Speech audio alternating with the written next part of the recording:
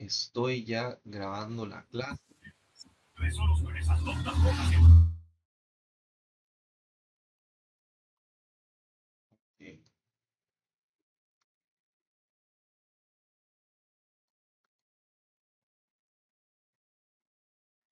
Bueno, vamos con la semana 2 de este módulo 3. Recordemos que en la clase anterior estuvimos viendo qué se entiende por microorganismos, tipos de microorganismos, las diferencias entre intoxicación e infección, los factores que afectan a los microorganismos, algunos métodos de conservación de alimentos y algunas enfermedades transmitidas por los alimentos.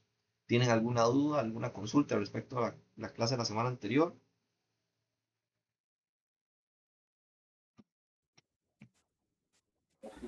Ninguna, profe. Excelente. Todo claro, bueno. Ahora, esta semana, vamos a ver los conceptos de alimentación, de cocción, de contaminación cruzada y de abuso de temperatura.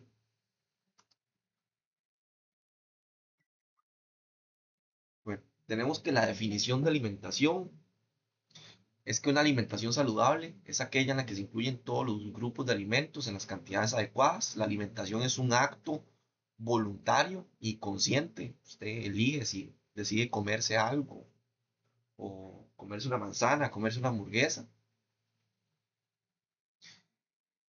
La alimentación saludable nos va a dar un aporte, un adecuado aporte de nutrientes que le van a permitir al cuerpo que funcione de una forma adecuada. Además del concepto de alimentación está el concepto de nutrición, que la nutrición es involuntaria, es biológica. Nutrición es una vez que nosotros consumimos este alimento y lo ingerimos, bueno, ¿qué hacemos con eso? Nuestro cuerpo, bueno, nuestro cuerpo obtiene los nutrientes.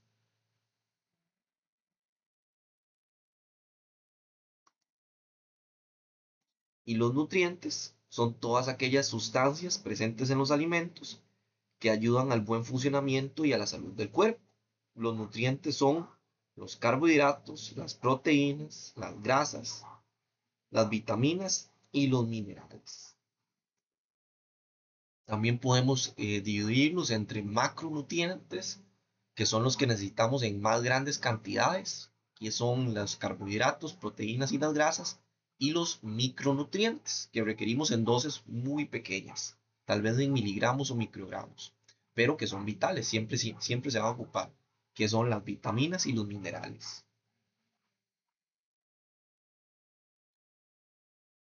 Y el agua es un nutriente que no nos aporta calorías, pero es el medio en el que pasa la vida.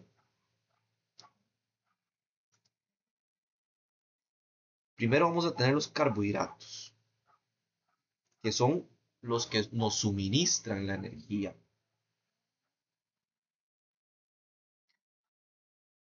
Se pueden dividir los carbohidratos en simples, como por ejemplo el azúcar de mesa o de las frutas.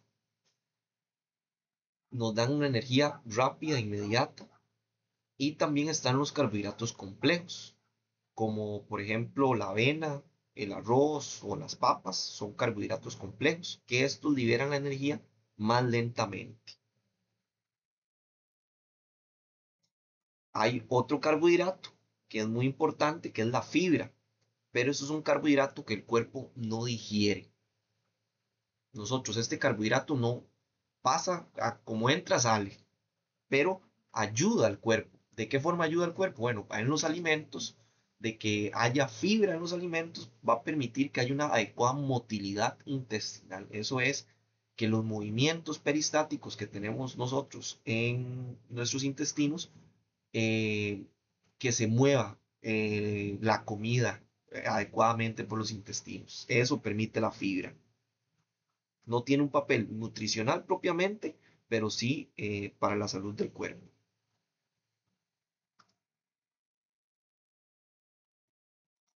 Vamos a tener las proteínas que sirven para la construcción de músculos, así como para la reparación de huesos y de los tejidos cuando lo va a requerir el organismo.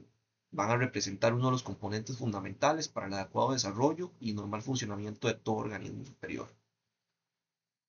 Las proteínas, nosotros no consumimos directamente las proteínas, nosotros consumimos los aminoácidos que componen las proteínas.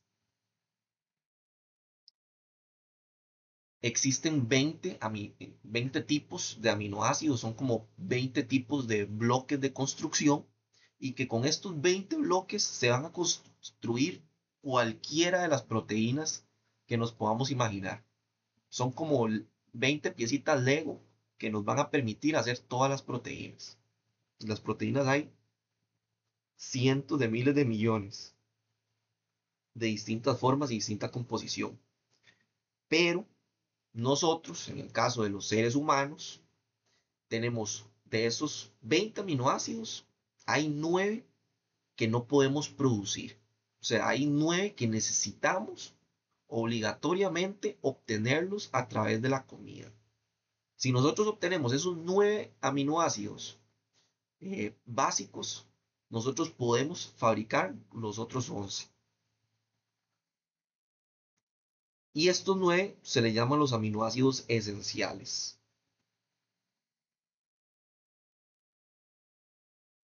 Las proteínas de origen animal, como por ejemplo la carne o el huevo, normalmente tienen eh, todos los aminoácidos, mientras que las vegetales algunas veces les falta algún aminoácido. Por ejemplo, al arroz le falta un aminoácido esencial y a los frijoles le falta un aminoácido esencial. Pero si usted come arroz y frijoles, está consumiendo todos los aminoácidos esenciales que requerimos. Las grasas brindan energía y ayudan a controlar la temperatura corporal en diferentes momentos de clima y necesidades. Las grasas nos van a servir de protección dentro de nuestro cuerpo, sirven de amortiguador para los órganos vitales, también sirve para transporte. ¿Por qué? ¿Por qué para transporte? Porque hay vitaminas como la vitamina A, la vitamina D, la vitamina E o la vitamina K que son liposolubles, que eso significa que solo se pueden absorber si hay grasa presente. Si no hubiera grasa en el cuerpo, bueno, estas vitaminas salen directo. Y podemos tener diferentes tipos de grasas. Podemos tener grasas saturadas, que son las que son sólidas a temperatura ambiente, como por ejemplo la manteca. Y podemos tener insaturadas, que son las que son líquidas a temperatura ambiente, por ejemplo los aceites. Vamos a tener los minerales que ayudan al buen funcionamiento del organismo. Ejemplo de ellos son el hierro, el calcio, el sodio. La ausencia de ellos puede producir diversos problemas en los organismos, debilidades óseas, ay, debilidades óseas, desequilibrios metabólicos, entre otros.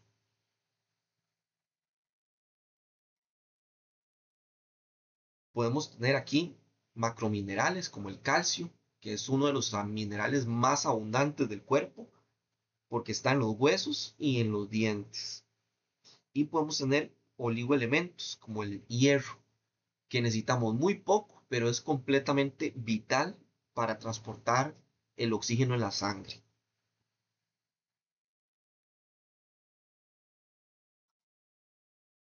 Vamos a tener las vitaminas, que estas son indispensables para el adecuado funcionamiento de los sentidos y del resto del organismo, son de vital importancia para la prevención de enfermedades. Como les decía, podemos tener vitaminas que son liposolubles, como la vitamina A, la vitamina D o la vitamina K, que se disuelven en grasa. Y podemos tener vitaminas hidrosolubles, que estas se disuelven en el agua. Por ejemplo, hidrosolubles, todas las del complejo B y la vitamina C.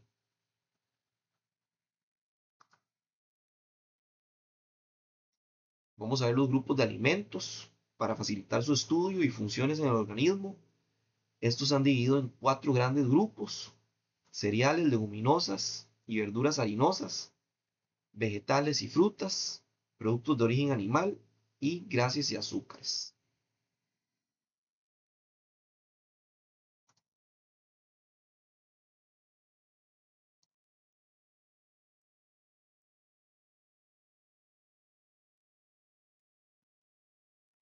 los cereales, las leguminosas y las verduras harinosas.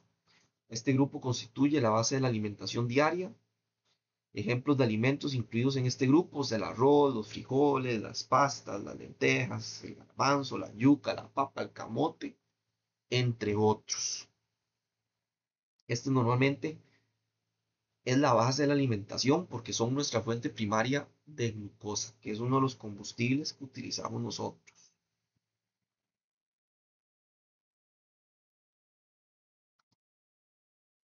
Frutas y verduras van a constituir el segundo grupo de mayor importancia en la alimentación, ya que los vegetales y las frutas van a aportar vitaminas y minerales importantes para el buen funcionamiento de la vista y la piel, así como la prevención de enfermedades, además de que ayudan al buen funcionamiento del aparato digestivo y previenen el estreñimiento. ¿Por qué previenen esto? Porque las frutas y las verduras son altas en fibra. Y recuerden lo que les decía de la fibra. No la consumimos, pero nos ayuda al cuerpo.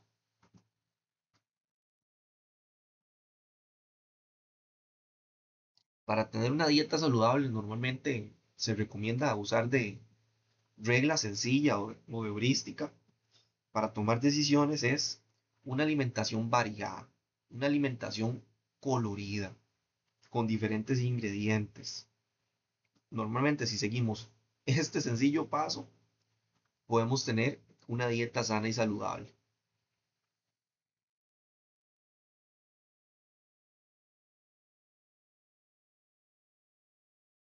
Por ejemplo, el color rojo en las frutas y las verduras puede indicar que tiene licopeno y el licopeno va a ayudar al corazón. Este es un metabolito secundario de las plantas. Por ejemplo, el color naranja indica betacarotenos que ayudan a la vista y a la piel. El color morado indica que hay antioxidantes.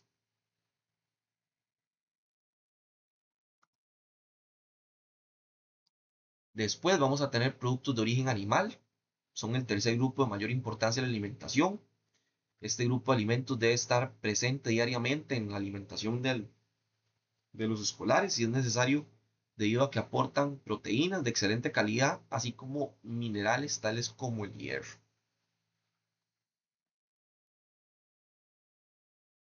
Las proteínas de origen animal son de alto valor biológico. ¿Por qué? Porque el cuerpo casi que las absorbe al 100%.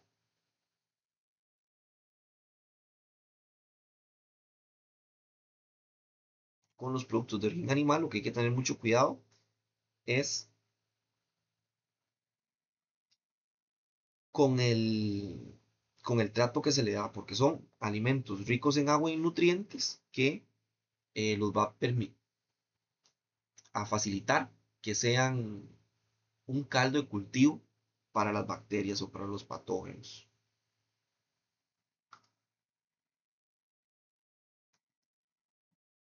Hasta acá, ¿alguna duda? ¿Una consulta?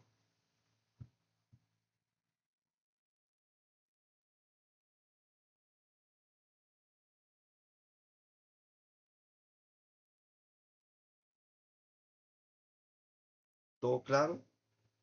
Ok. Bueno, continuamos. Tenemos las grasas y los azúcares. Este grupo debe consumirse con moderación, especialmente los niños, a quienes les gustan mucho los dulces, las golosinas, así como la repostería, y estas en exceso van a cocinar caries dentales. Bueno, no solo caries dentales, van a cocinar obesidad, que es una enfermedad grave y que está en auge con la alimentación que tenemos.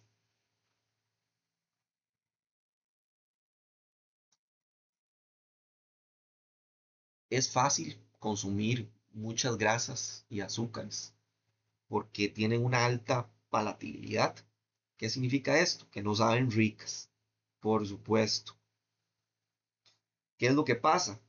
Que a través de la historia y a través de la evolución, estos alimentos, como las grasas y los azúcares, normalmente eran un poco difíciles de conseguir. Una fruta madurita, una carne bien buena, pero en la actualidad se han vuelto demasiado fácil. de consumir los grasas y las azúcares. Entonces ahora tenemos en exceso.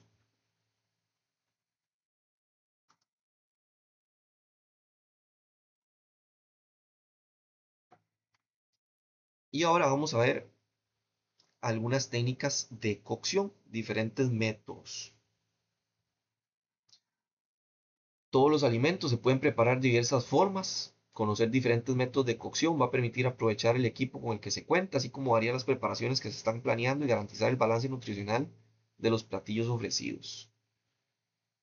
Recordemos que para nosotros la cocción normalmente va a tener un aspecto fundamental, que es el aspecto de matar los microorganismos patógenos, asegurar que ese alimento no nos vaya a causar ningún daño. Pero además la cocción va a ayudar a la digestibilidad. Es más digestible y vamos a obtener más nutrientes de un alimento cocinado que de un alimento sin cocinar. Y además va a mejorar el sabor, el aroma de la comida. Eso es la palatabilidad.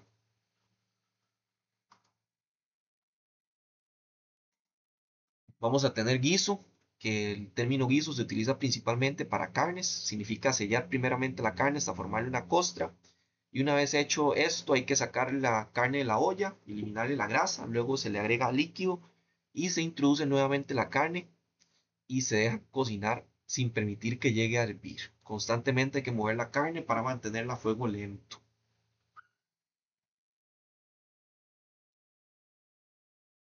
El guiso utiliza calor y humedad y fuego lento para que la carne vaya soltando distintos sabores, vaya soltando también el colágeno, que el colágeno es duro y este se derrite y se convierte en gelatina, que la gelatina hace que se espese el caldo en el que está el guiso.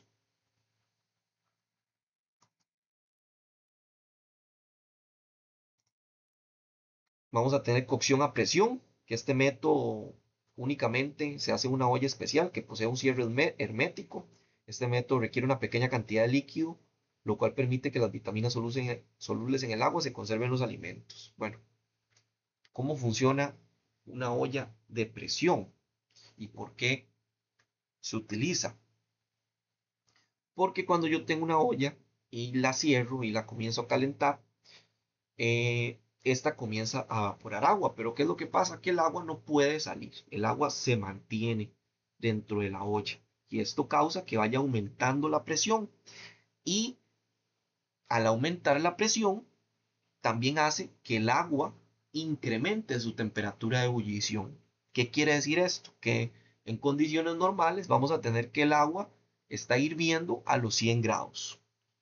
Pero si tenemos en una olla de presión, por ejemplo, podemos tener agua a 120 grados sin que esté hirviendo. ¿Por qué pasa esto? Bueno, porque en la olla de presión vamos a tener una presión muy alta. Y este cambio de presión va a hacer que el agua aumente su temperatura de ebullición.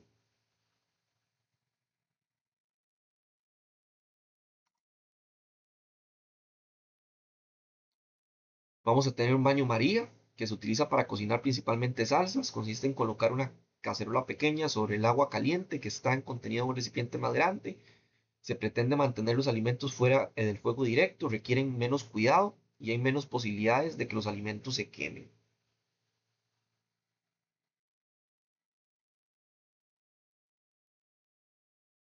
Con el baño María también hay que tener cuidado, ¿verdad? Que el agua siempre esté caliente para que vaya también pasándole esa temperatura al alimento que está en el segundo recipiente interno. Vamos a tener el blanqueado o escaldado. Para blanquear un alimento hay que ponerlo de 30 a 40, de 30 segundos a 4 minutos en agua hirviendo, ligeramente salada, pasándola luego por agua helada para detener la cocción. El blanqueamiento permite que el ingrediente se cocine solo un poco, evitando la decoloración del mismo. Esto se utiliza para hacer una inactivación enzimática, principalmente en los vegetales. Los vegetales van a tener enzimas vivas que hacen que se vaya madurando y después que se vayan pudriendo. Hacer esta técnica se va a apagar esas enzimas. Entonces, si yo tengo un brócoli crudo en la refrigeradora, en un mes ya va a estar todo café y todo feo. Pero en cambio, si yo lo blanqueo, bueno, se va a mantener verde y se va a mantener crujiente por más tiempo. Y vemos que esto no es una cocción propiamente, sino que es rápido, de 30 segundos a 4 minutos. Esto va a depender del tipo de alimento que se esté escaldando o blanqueando. Se tiene también la cocción al vapor. Para cocinar al vapor se va a requerir de una olla doble, cuya parte superior esté perforada con agujeros grandes, y es aquí donde se coloca el alimento y se cocina con el vapor del agua. Es importante mantenerlo tapado para evitar que el vapor se escape.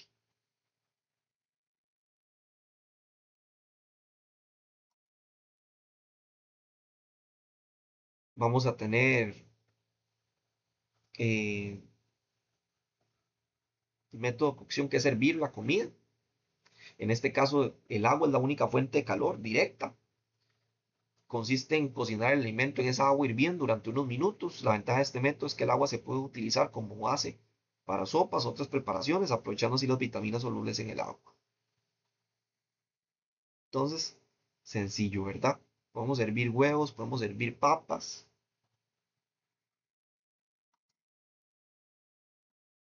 Vamos a tener la fritura. Va a consistir en colocar un alimento en aceite o grasa a una temperatura de a menos 100 grados, de 100 a 260.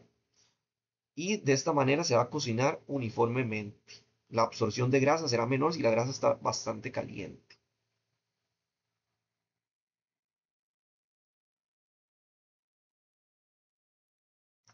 Cuando nosotros echamos un alimento en el aceite y nosotros vemos lo que se ve ahí, que está eh, burbujeando, esto no es el aceite lo que está burbujeando, sino que es el agua que se está escapando de este alimento, que se está evaporando. Cuando realizamos frituras hay que tener mucho cuidado que el alimento que vayamos a freír no sea un alimento alto en agua o un alimento congelado. ¿Por qué? Porque esto puede causar eh, una reacción abrupta. Si nosotros echamos un pollo congelado a aceite hirviendo, bueno, ¿qué es lo que va a pasar? Que está cayendo agua a este aceite que está hirviendo y se va a evaporar muy rápidamente. Pero como se va a evaporar tan rápidamente, va a causar prácticamente una explosión. Y esto es algo que ha pasado. Por ejemplo, a los estadounidenses a veces les pasa cuando hacen pavos enteros.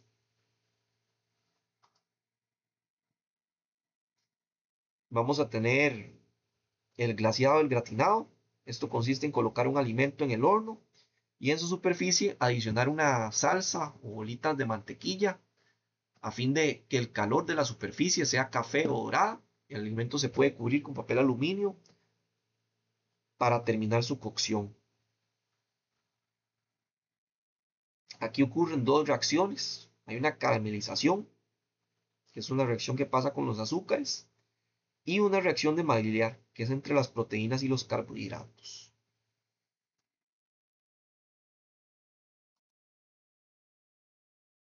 Vamos a tener el escalfado, que este procedimiento se utiliza para la mayoría de alimentos. Consiste en colocarlos en agua que no haya llegado al punto de ebullición. El líquido de cocción se puede sazonar a gusto. Es cocinar el líquido pero sin hervir. ¿Para qué sirve? Bueno, es ideal para alimentos delicados, tal vez como huevos o pescados que se pueden romper con la turbulencia del agua cuando está hirviendo. Y además, al hacerlo a una temperatura más reducida, las proteínas se van a coagular más suavemente, quedando con texturas más tiernas y más suaves. Vamos a tener el flameado. Los alimentos que se van a someter a este método de cocción, por lo general, deben escalfarse primero. Este método consiste en verter una pequeña cantidad de licor directamente sobre el alimento colocado en una sartén para freír. El alcohol se va a evaporar, pero el alimento adquiere un sabor característico.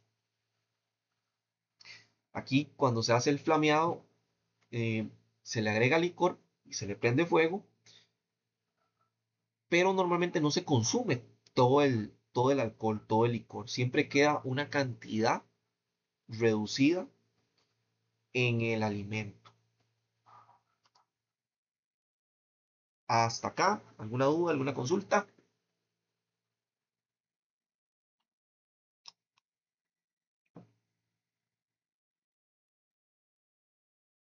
Todo claro. Bueno, vamos a tener asado a la parrilla. Se utiliza principalmente para carnes, las cuales se bañan con algún condimento y se cocinan sobre una fuente de calor a fuego alto utilizando el carbón, una plancha caliente o una parrilla, la que debe estar bien aceitada para sellar los alimentos. La carne se debe voltear una sola vez para evitar que se pegue. Bueno, sencillo, ¿verdad? ¿Quién no ha hecho una carne a la parrilla? Barbacoa. Este método se lleva a cabo en asadores que se encuentran en hornos de manera que se cocinan uniformemente los alimentos. Por lo general la carne va girando y así se va cocinando de una forma más uniforme.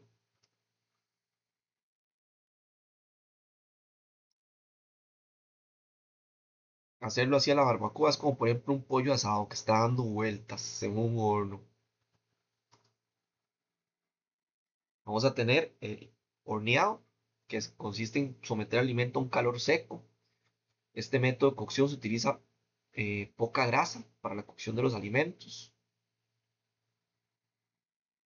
Y ahora se utilizan también hornos de convección que utilizan un ventilador para que el aire caliente circule a través del horno. Ya no solamente una fuente que está irradiando calor desde arriba o desde abajo, sino que hay un aire caliente que está circulando. Un ejemplo de horno de convección que se volvió famoso son las famosas freidoras de aire. Una freidora de aire es un horno por convección.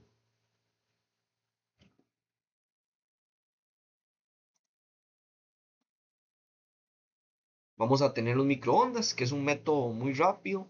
Las ondas de energía que produce el horno van a activar el agua contenida en el alimento y el movimiento de esta va a generar calor para cocinar. Y lo que se tiene es que el microondas va a generar ondas, microondas, que eh, excitan a las moléculas del agua. ¿Qué significa que las excitan? Que las comienzan a mover. Estas moléculas están ahí quietas y van a querer comenzar a adquirir energía. Y cuando comienzan a adquirir energía, lo que hacen es que se comienzan a mover. Y en este movimiento adquieren temperatura, adquieren calor. Entonces, si tenemos un alimento que es completamente seco y deshidratado, que no tiene nada de agua, el horno microondas probablemente no le va a hacer nada, no lo va a calentar, porque va a necesitar, el horno microondas lo que hace es calentar las moléculas de agua dentro de los alimentos. Y en los microondas lo que hay que tener cuidado es con los puntos fríos, que como todos sabemos qué pasa, cuando tal vez ponemos un plato de comida, llegamos, lo calentamos, pero el centro está frío. Y esto es porque en esta parte no penetraron bien las ondas microondas. Lo que hay que hacer es revolver la comida. Vamos a ver la definición de contaminación cruzada, que es una transferencia de contaminantes físicos, químicos y microbiológicos de una superficie de un alimento a otro. Este es una contaminación cruzada. Un ejemplo de contaminación cruzada es cuando los microorganismos presentes en un alimento crudo pasan a uno cocinado o listo para comer. Y esta transferencia de microorganismos puede ocurrir a través de las manos, a través de equipos, a través de utensilios que se hayan empleado durante la preparación o el servicio de los alimentos. Otro ejemplo ocurre cuando no se eliminan totalmente el detergente durante un lavado, de equipos, utensilios, ya que van a quedar residuos de esa sustancia química y se van a transferir al alimento.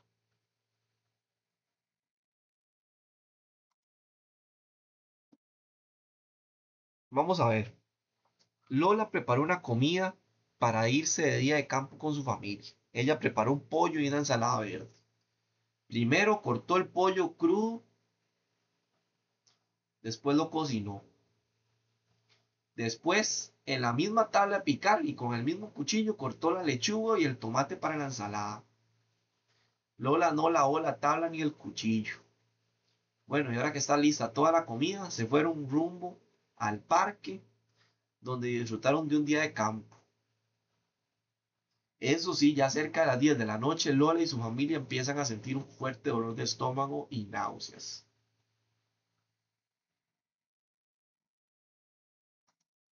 ¿Qué ocurrió? Bueno, hubo una contaminación cruzada. ¿Por qué? Porque el pollo estaba contaminado con salmonella. Es común que el pollo pueda tener salmonella. ¿Qué es lo que pasa? Que nosotros consumimos el pollo cocinado y cuando el pollo se cocina, se le eliminan estos microorganismos patógenos que nos pueden causar algún daño. Pero si yo tengo que en esta tabla de picar, yo puse el pollo y quedó el caldo del pollo ahí y después corto una lechuga, corto un tomate, que estos no van a pasar por un proceso de cocción, ¿qué es lo que pasa? Bueno, y que estoy haciendo un caldo de cultivo para que estas bacterias se desarrollen. Entonces, al no lavar ni la tabla ni el cuchillo, antes de cortar la ensalada, los microorganismos del pollo pasaron a la ensalada. Los microorganismos se multiplicaron en la ensalada porque la ensalada no recibió ningún tratamiento térmico después de cortarla. ¿Les quedó claro esto?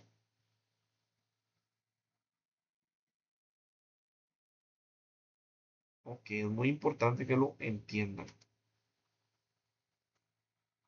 Vamos a ver el abuso de temperatura. Es cuando los alimentos son servidos, preparados o almacenados a temperaturas en las cuales no se eliminan los microorganismos o se favorece el crecimiento de los mismos. Entonces ahí se dice que se está cometiendo un abuso de temperatura. Es cuando tenemos los alimentos en la zona de peligro. La zona de peligro es entre los 5 y los 60 grados. La mayoría de las bacterias, levaduras y mohos van a crecer y se multiplican a estas temperaturas. Por eso es necesario evitar que los alimentos estén a estas temperaturas por mucho tiempo. Si los alimentos se mantienen en este rango de temperatura, las bacterias se van a multiplicar más rápidamente, a tal grado que después podrían causar alguna ETA.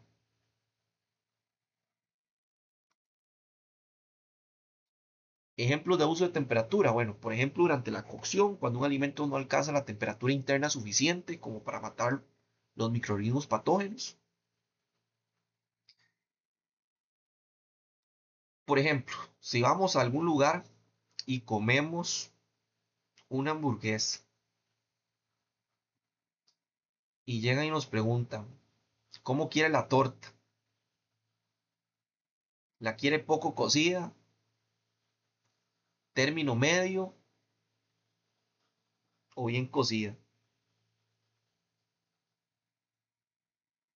Una torta de carne debería cocinarse bien siempre. O sea, que la temperatura interna de la torta llegue por lo menos a 75 grados por 2 minutos. Una torta de hamburguesa no debería estar a término medio. ¿Por qué? Porque utiliza carne molida. Y la carne molida es carne que viene de todas las secciones del cuerpo que se revuelve toda junta. Entonces tenemos secciones exteriores que pudieron haber presentado alguna contaminación que va a quedar dentro de la torta. Cosa que es diferente que si tenemos un corte, digamos que un corte de carne, tal vez estilo Nueva York, que sí lo podemos hacer término medio. ¿Por qué? Porque la parte externa es la que se ha podido haber contaminado. Entonces esta es la que requiere un mayor cuidado, pero ya la parte interna va a estar más protegida que respecto a una carne molida, ¿verdad? Que una torta de carne molida. También otro ejemplo de abuso de temperatura es cuando durante el servicio, cuando un alimento debe servirse caliente o un alimento que debe servirse frío, se deja a temperatura ambiente por mucho tiempo. Vamos a ver algunos consejos para evitar el abuso de temperatura, de congelación, de descongelación, de cocción, de enfriamiento. Para la congelación, idealmente los alimentos deben ser congelados completamente a menos 18 grados con el fin de mantener sus características sensoriales cuando estos se vayan a descongelar después.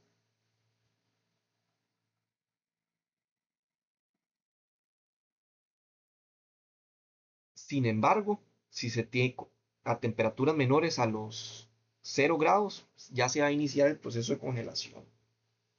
La congelación de alimentos es una forma de reducir el riesgo de contaminación, pues los microorganismos no se logran reproducir, dado que el agua se encuentra congelada y no disponible para ellos. Ahí está la clave, no se puede reproducir, pero la bacteria, el microorganismo, probablemente pueda sobrevivir, mantenerse inactivo.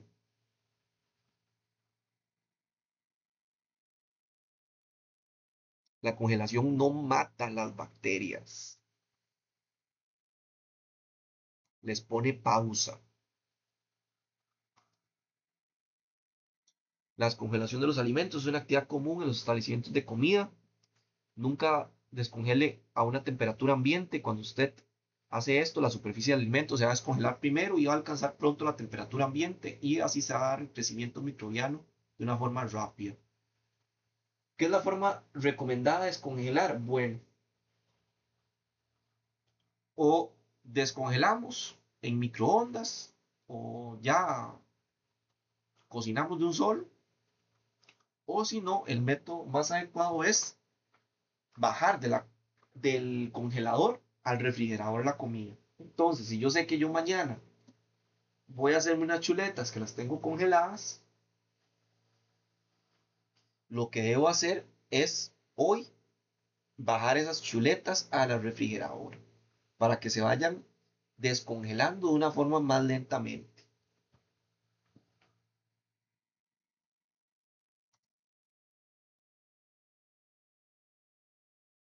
Ok, los métodos de descongelamiento, un refrigerador que mantenga los productos a una temperatura entre 0 y 5 grados. Este es el método más recomendado, ya que permite que el producto alcance la zona de peligro, ya que el producto no alcance la zona de peligro. Eso sí, requiere de buena programación, dependiendo del tamaño del alimento, la porción que tengamos congelada, ¿verdad? Así va a ser el tiempo que requiera de descongelación. Puede ser que si es un corte de carne pequeño, de un día para otro ya va a estar descongelado, o si es un pollo entero, bueno, va a requerir 3 días ahí descongelándose. Y si no, también se puede descongelar directamente en el horno microondas.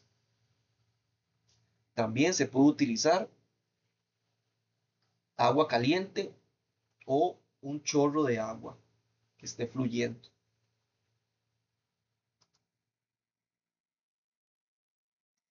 Cocción, los alimentos crudos, especialmente los de origen animal, pueden contener microorganismos patógenos. Los alimentos como la carne, el pescado, el pollo, los mariscos y los huevos no deben ser preparados o servidos crudos o medio cocinados. Adelante, Esteban.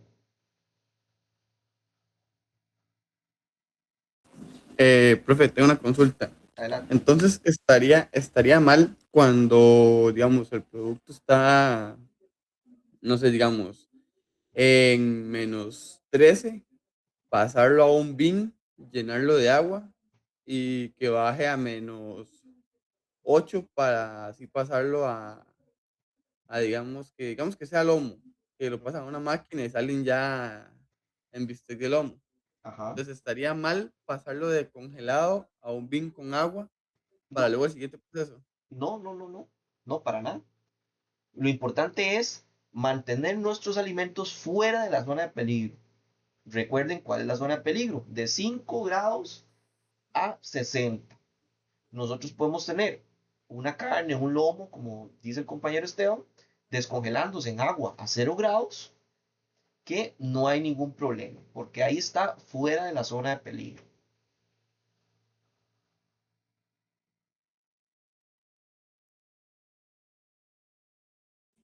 Ok, profe, por bien. Excelente.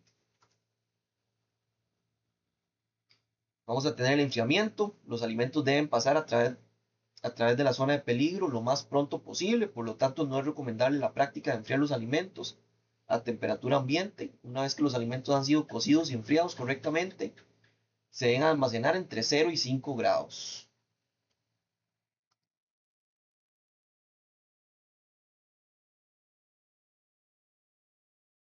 Y es fundamental mantener la temperatura. Los alimentos que se van a servir fríos, hay que mantenerlos fríos. Los alimentos cocinados que se van a servir calientes, hay que mantenerlos calientes. Los fríos, bueno, se mantienen a una temperatura de por lo menos 5 grados o menor. ¿Por qué?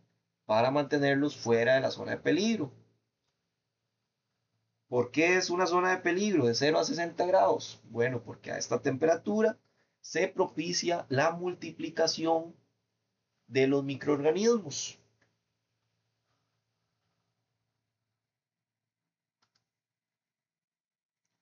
Cuando tenemos un alimento cocinado, la intención es mantenerlos por lo menos calientes a más de 60 grados durante el tiempo que dura el servicio. De esta manera se evita el posible crecimiento de microorganismos cuando la temperatura es favorable, o sea, menos de 60.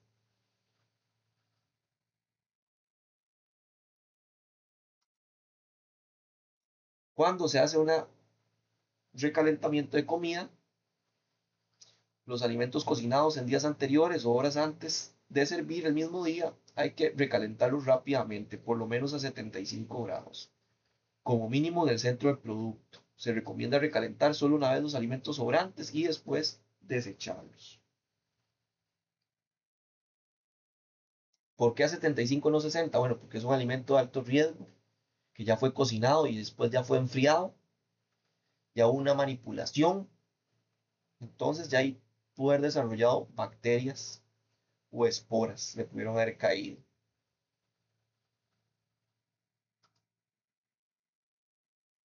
Con los alimentos sobrantes, se deben seguir las siguientes recomendaciones para el manejo de alimentos sobrantes: usar termómetros, almacenar los sobrantes en envases pequeños y poco profundos, use el sobrante de alimentos una vez y después se descarta, y nunca mezcle con alimentos frescos. Aquí podemos seguir el inventario PEPS, que es el primero en entrar, primero en salir. Se le pueden poner las fechas, nombre del producto, la fecha de elaboración, y se puede tener de 3 a 7 días en la refri el producto.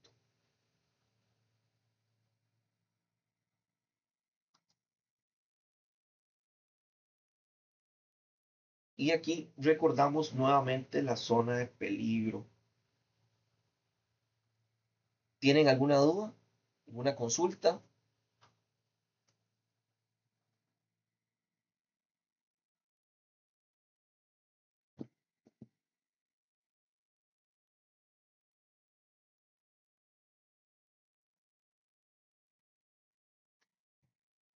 ¿Todo claro?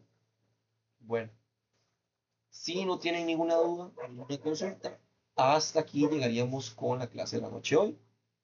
Que tengan muy buenas noches, estudiantes, y nos vemos la próxima semana.